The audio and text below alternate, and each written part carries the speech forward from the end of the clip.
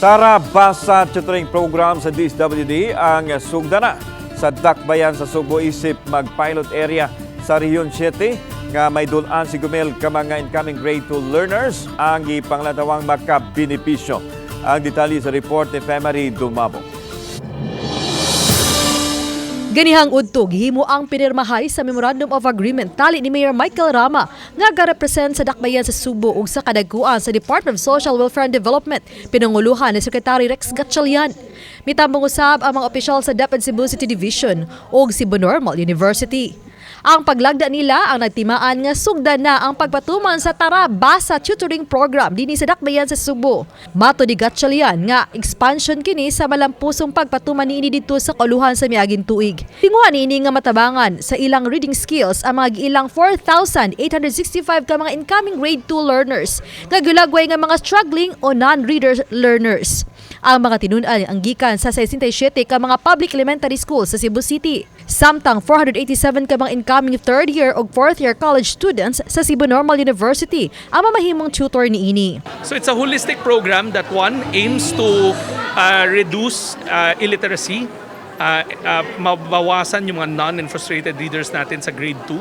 Number 2, to help our college students who are facing financial difficulties earn a day's keep so that they can use it to finance their closing years in college.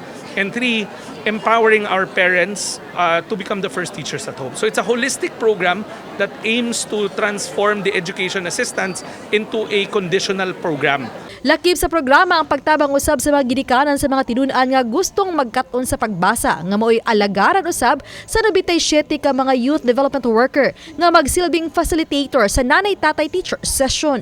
Makadaot usab og suhulan ang mga tutor sulod sa 20 ka adlaw nilang pagserbisyo aron ang ilang kita magamit usab kini sa ilang pagskwela sa pag-abli na sa klase. You can see actually the map.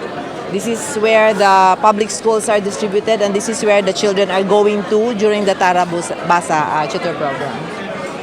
So this is beyond the class schedule? Yes, after class. So that would be during summer, 20-day session only. Gihangob sa kagamhanan sa dakbayan sa Sugbo ang programa, samtang ang mga opisyal sa CNU mipasalig nga mupili sila mga tinunan alang sa maong programa. This program, wonderful. A big hand to DSWD, a big hand to the Department of Education, a big hand to all of us, including CNU, because children of many parents living in an unimaginable being poor. Correct? When you are poor, do you have a ground? We do not have.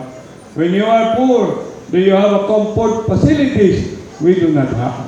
As President of Cebu Normal University, I wholeheartedly accept and commit the entire resources of CNU to this noble undertaking with the DSWD and the city government of Cebu. Ang tutorial ang himuon atol sa gitawag nga summer season sa mga tinun-an kun humana sa moving up ceremony. Gawa sa dakbayan sa Sugbo, national kick-off usab kini sa programa sa ubang mga lugar sama sa Bulacan Province, San Jose del Monte City, Malolos City, Marawi City ug Taracal, Lanao del Sur.